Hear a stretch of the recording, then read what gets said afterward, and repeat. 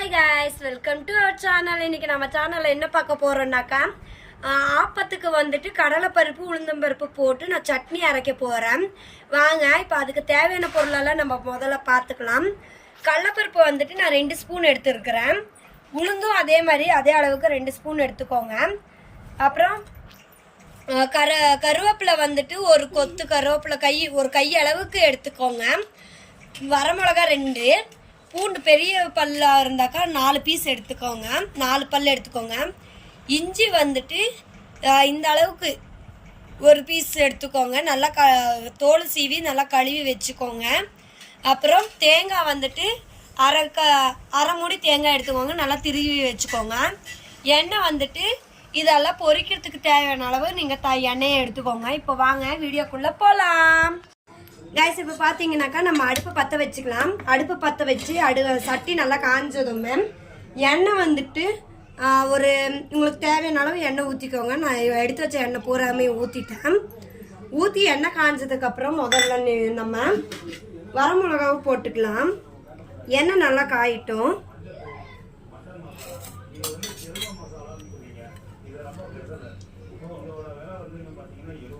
பாருங்க எண்ணெய் நல்லா காஞ்சிருச்சு. எடுத்து வச்ச 2 வரமிளகாவை நான் இப்போ எண்ணெயில் போட போகிறேன். சிம்மில் வச்சுக்கோங்க, ஏன்னா கருகக்கூடாது, கருகுனா டேஸ்ட் மாறிடும். ஸோ வந்துட்டு நீங்கள் வரமிளகாவை லோ ஃப்ளேமில் வச்சு கொஞ்சம் நல்லா வறுத்து எடுத்துக்கோங்க. உங்களுக்கு காரம் எந்த அளவுக்கு தேவையோ அந்த அளவுக்கு போட்டுக்கோங்க வரமிளகாவை. நான் வந்துட்டு இந்த மிளகா வந்துட்டு ரொம்ப காரமாக இருக்கிறதுனால நான் 2 வரமிளகா தான் போட்டிருக்கேன். உங்கள் வீட்டில் நீங்கள் அதிகமாக காரம் சாப்பிட்ற மாதிரி இருந்தாக்கா நீங்கள் அதிகமாக கூட சேர்த்துக்கலாம். ஒரு 3லேருந்து 4 வரமிளகா சேர்த்துக்கலாம். பாருங்கள் இப்போ வரமிளகா வறுத்துட்ருக்குறேன். கொஞ்சம் இது வரமிளகா வந்துட்டு கொஞ்சம் உப்பணும். உப்புனதுக்கப்புறம் எடுத்துருங்க வரமிளகாவை.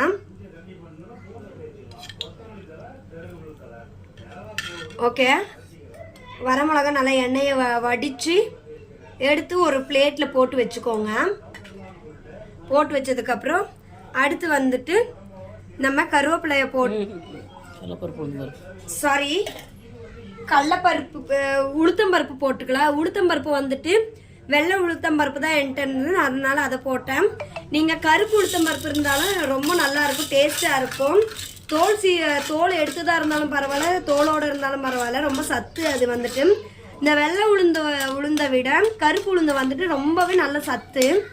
நீங்கள் வந்துட்டு இந்த லேடிஸ்க்கு வந்துட்டு அது ரொம்ப சத்து. அதில் வந்துட்டு உளுந்தங்கஞ்சி எல்லாம் செய்வாங்க. உளுந்தங்கஞ்சி வந்துட்டு லேடிஸ்க்கு வந்துட்டு ரொம்ப நல்லாவே பலம் கொடுக்கும். இந்த மெச்சூர்டான டைமில் வந்துட்டு லேடிஸ்க்கு அந்த பழைய காலத்துலேருந்து இந்த உளுந்தங்கஞ்சி எல்லாம் கொடுப்பாங்க. அது வந்துட்டு இடுப்புக்கு வந்துட்டு ரொம்ப நல்ல பலம் கொடுக்கும். ஸோ வந்துட்டு நீங்கள் கருப்பு உளுந்து சேர்த்துக்கிறது ரொம்பவே நல்லது. இந்த வெள்ளை உளுந்து வந்துட்டு நமக்கு வந்துட்டு அந்த அளவுக்கு சத்து இல்லைன்னாலும் இது வந்துட்டு கொஞ்சமாக அது டேஸ்ட் மட்டும்தான். கருப்பு உளுந்து தான் ரொம்பவே சத்து, லேடிஸ்க்கு வந்துட்டு ரொம்ப ரொம்ப நல்லது. இதுலேயும் சின்ன பிள்ளைங்களுக்கு ரொம்பவே நல்லது. இப்போ உளுந்து நம்ம வணக்கிடலாம். நல்லா இன்னும் கொஞ்சம் ப்ரௌன் கலரில் வரட்டும். வந்ததுக்கப்புறம் நம்ம இப்போ உளுந்தோட ஸ்மெல் வர ஆரம்பிக்குது பாருங்கள். இன்னும் கொஞ்சம் ப்ரௌன் கலரில் வரணும்.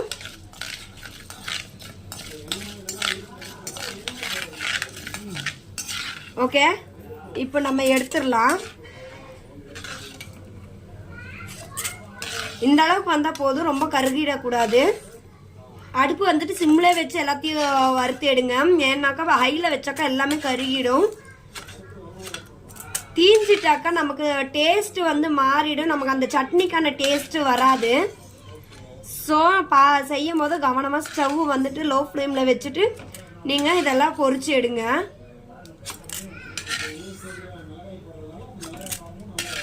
நான் வந்துட்டு ஆப்பத்துக்கு வந்துட்டு இந்த சட்னி மட்டும் இல்லாமல் ரெட் சட்னியும் நான் பண்ண போகிறேன். அதையும் உங்களுக்கு நான் இப்போ வீடியோவில் காட்ட போகிறேன் பாருங்கள். ஃபஸ்ட்டு இந்த சட்னி நம்ம ரெடி பண்ணிவிட்டு அப்புறமா அந்த சட்னிக்கு போகலாம். ஓகே, இப்போ கடலைப்பருப்பு வந்துட்டு இதே மாதிரி 2 ஸ்பூன் எடுத்து வச்சுருக்கிறேன், போட்டுக்கோங்க. 2 ஸ்பூன் கடலைப்பருப்பு போட்டு வறுத்து எடுத்துக்கோங்க.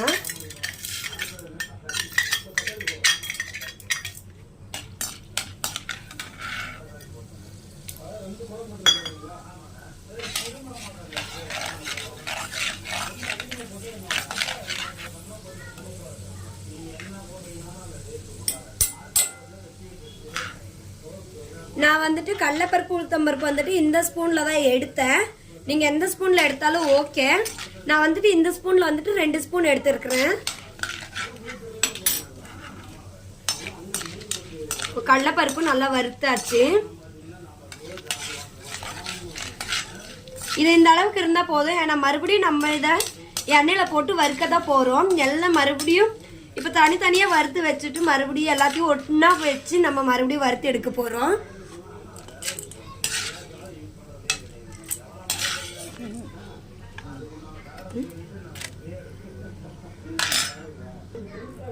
கைஸ் இப்போ நம்ம 4 பல்லு பூண்டு அப்புறமா ஒரு துண்டு இஞ்சி போட்டு நம்ம வறுத்து எடுத்துக்கலாம்.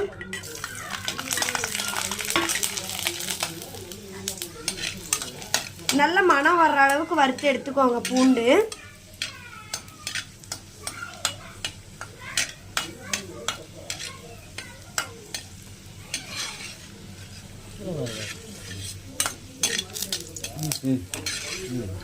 பாருங்க இஞ்சி பூண்டு வறுத்தாச்சு. அடுத்து வந்துட்டு கருவேப்பிலை போட்டுக்கோங்க. ஒரு கைப்பிடி அளவு கருவேப்பிலை போட்டு நல்லா பொரிச்சு எடுத்துக்கோங்க. எண்ணெயில் நல்லா மொறுமொறுன்னு ஆகட்டும்.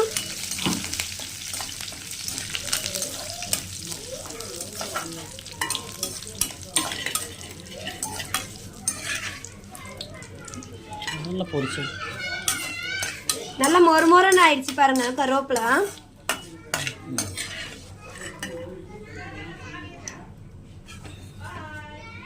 எண்ணெய் பூரா வடிச்சிடலான்ற எண்ணெய் எல்லாம் ஃபுல்லாக நம்ம வடித்து எடுத்துட்டு அடுத்து வந்துட்டு மெயினாக நம்ம தேங்காவை நம்ம இன்னும் வறுக்கணும். ஸோ இதெல்லாம் வந்துட்டு நம்ம வறுத்து எடுத்து முடிச்சதுக்கப்புறம் தேங்காயை வறுத்து எடுத்துக்கலாம்.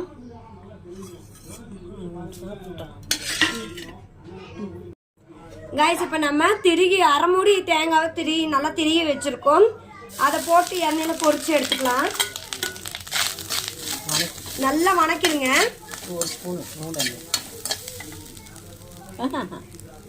இது வந்துட்டு எண்ணெய் வந்துட்டு இதுக்கு கம்மியாகவே ஊற்றி வணக்கி எடுத்துக்கோங்க.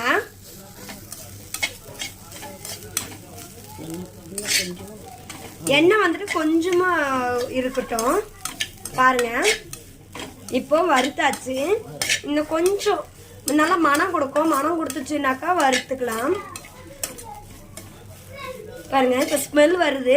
இன்னும் ஒரு ஸ்மெல் வரட்டும். இன்னொரு பரட்டிட்டு நம்ம எடுத்து தனியாக போட்டுக்கலாம். தேங்காயோட ஸ்மெல் நல்லா இருக்கு. ஓகே இப்போ நான் தனியாக வறுத்து வச்சதெல்லாம் இப்போ வந்துட்டு நான் ஒன்றா உங்களுக்கு போட போகிறேன்.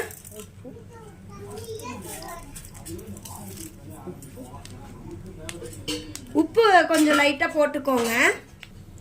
உப்பு வந்துட்டு நீங்கள் தேவையான அளவு போட்டுக்கோங்க. நான் தேவையான அளவுக்கு நான் போட்டுட்டு நல்லா பரட்டி விட்டுருங்க. நல்லா கலந்து விட்டுருங்க.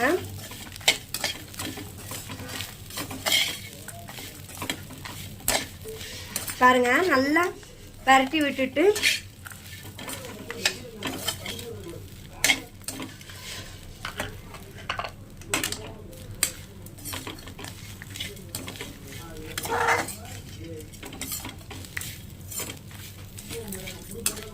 ஓகே அவ்வளோதான்.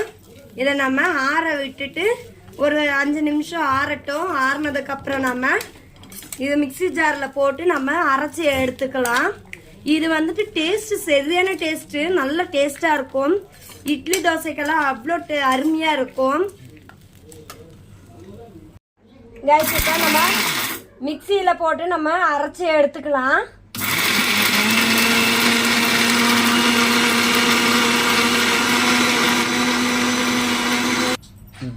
கைஸ் இப்போ நம்ம வெங்காய சட்னியும் அரைக்க போகிறோம். அதுக்கு தேவையான பொருள் பாருங்கள். சின்ன வெங்காயம் வந்துட்டு நான் வந்துட்டு 1/4 கிலோ எடுத்து வச்சுருக்கேன்.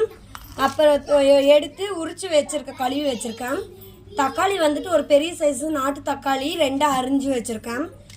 ஒரு 1.5 வரமிளகா போட்டிருக்கிறேன். உப்பு வந்துட்டு தேவையான அளவு.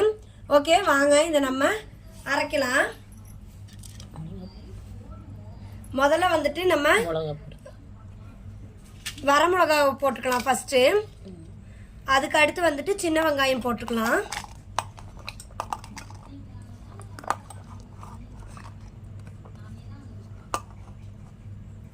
சின்ன வெங்காயம் போட்டு ஒரு அரைச்சி அதுக்கப்புறமா உப்பும் தக்காளியும் நம்ம போட்டுக்கலாம்.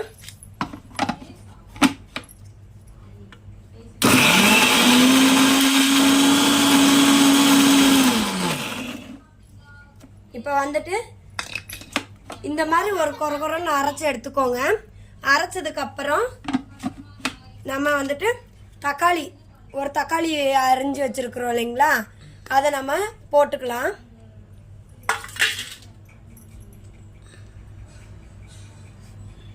அப்புறம் வந்துட்டு உப்பு வந்துட்டு தேவையான அளவு போட்டுக்கோங்க.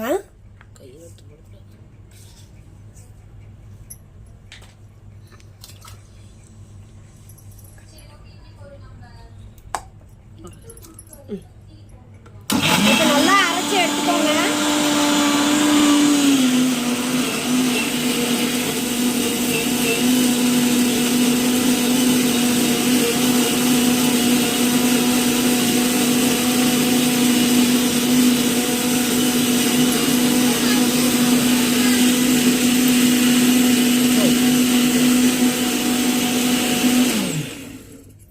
ஒரு சட்னி பேர் தலைசாமி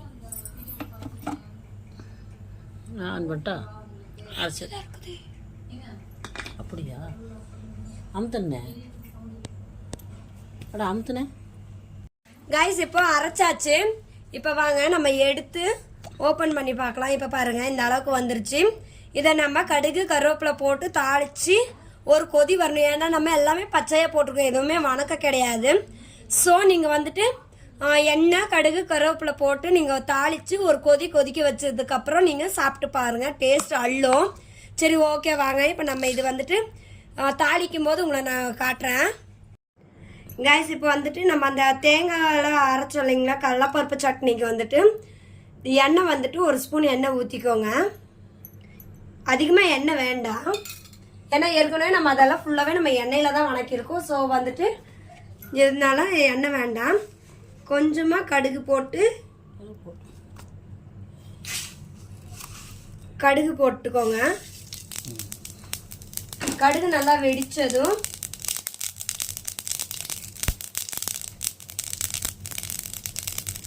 கருவேப்பிலை வந்துட்டு ஒரு கொத்து போட்டுக்கோங்க, போதும். நல்லா வணக்கி விட்டுருங்க. எண்ணெய் இதுக்கு கம்மியாக ஊற்றினாவே போதும்.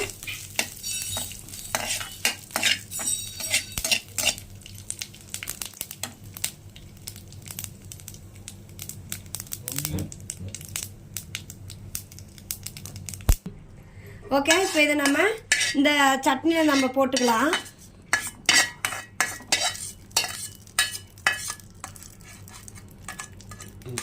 போட்டாச்சு. இதை வந்துட்டு நல்லா கலந்து விட்டுருங்க. ஓகே அவ்வளோதான், இது கலந்து விட்டாச்சு. இது அப்படியே மூடி வச்சுருங்க. இப்போ வந்துட்டு நான் தக்காளி சட்னியை அரைக்கிறதுக்காக நல்லெண்ணெய் ஒரு ஸ்பூன் ஊற்றிக்க போகிறேன். நல்லெண்ணெய் வந்துட்டு இது கொஞ்சம் நல்லாவே ஊற்றிக்கோங்க. உங்களுக்கு எந்த அளவுக்கு எண்ணெய் தேவையோ அந்த அளவுக்கு ஊற்றிக்கோங்க. நல்லது ஒன்று நல்லெண்ணெய் வந்துட்டு உடம்புக்கு ரொம்ப நல்லது, வயிற்றுக்கெல்லாம் ஒன்றும் பண்ணாது, நல்லா குளுமையாக இருக்கும். இது எண்ணெய் காஞ்சதுமே இதுக்கும் அதே ஸ்டெப்பு தான், கடுகு கருவேப்பிலை போட்டு நம்ம தாளித்து எடுத்துக்கணும். எண்ணெய் பாருங்க காயுது. எண்ணெய் காஞ்ச உடனே நம்ம கடுகு போட்டுக்கலாம்.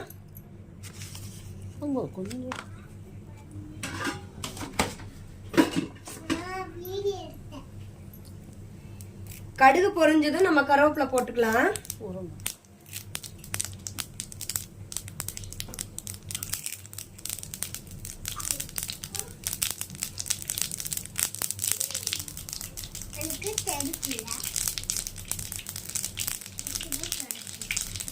ஓகே கடுகு பொரிஞ்சிருச்சு. நம்ம கருவேப்பிலை போட்டு அடுப்பு சிம்மில் வச்சு இதை வந்துட்டு வறுத்து.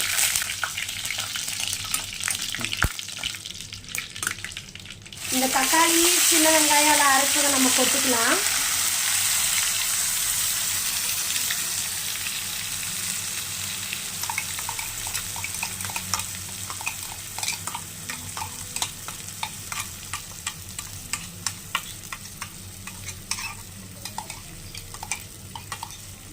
ஓகே, நல்லா வணக்கி விட்டுருங்க.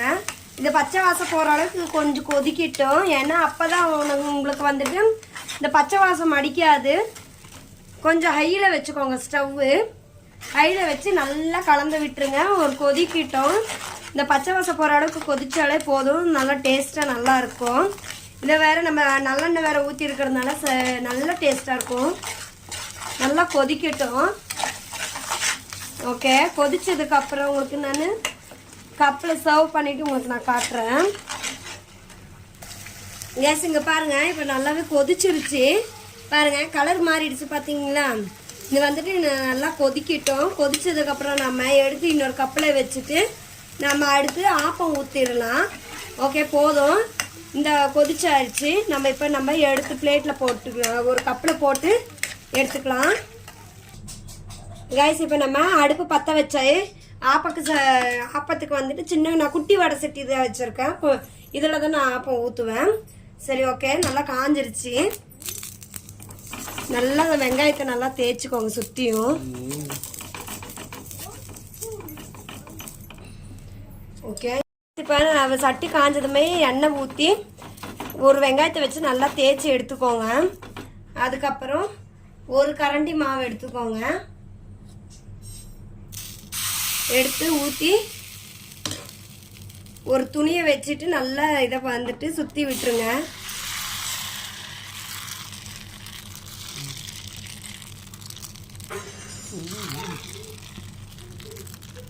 ஓகே, அவ்வளோதான். கொஞ்சம் மேலே லைட்டாக எண்ணெய் விட்டுக்கோங்க. எண்ணெய் விட்டு ஒரு பிளேட் எடுத்து அது மேலே மூடி வச்சுடுங்க. ஒரு 5 நிமிஷம் கழித்து எடுத்துக்கோங்க. கேஸ் இப்போ நம்ம வெந்துருச்சு, எடுக்கலாம். பாருங்க, இது வந்துட்டு நான் சின்ன வடை சட்டியில் ஏன் ஊற்றுறேன்னாக்கா குழந்தைங்களுக்கு பிடிச்ச மாதிரி நான் கொடுத்துட்ருக்குறேன். அவங்களுக்கு வந்துட்டு இந்த மாதிரி சின்ன சின்னதாக மினியேச்சராக கொடுத்தோம்னாக்கா அவங்க கொஞ்சம் நல்லா டேஸ்ட்டாக சாப்பிடுவாங்க.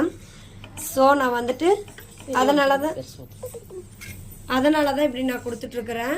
பெரியவங்களுக்கு பெரிய வடை சட்டி இருந்தாக்கா நீங்கள் வந்துட்டு பெரிய வடை சட்டியில் வச்சு ஊற்றி கொடுத்துக்கலாம். பாருங்கள், நல்லா மொறுமொறுன்னு வந்திருக்கு. ஓகே, இப்போ நான் வந்துட்டு சூப்பராக வந்தாச்சு. சட்னிக்கு சூப்பராக இருந்தது. இந்த வீடியோ பிடிச்சிருந்தா லைக் பண்ணுங்கள், ஷேர் பண்ணுங்கள், கமெண்ட் பண்ணுங்கள், மறக்காமல் சப்ஸ்கிரைப் பண்ணிடுங்க. ஓகே, பாய்.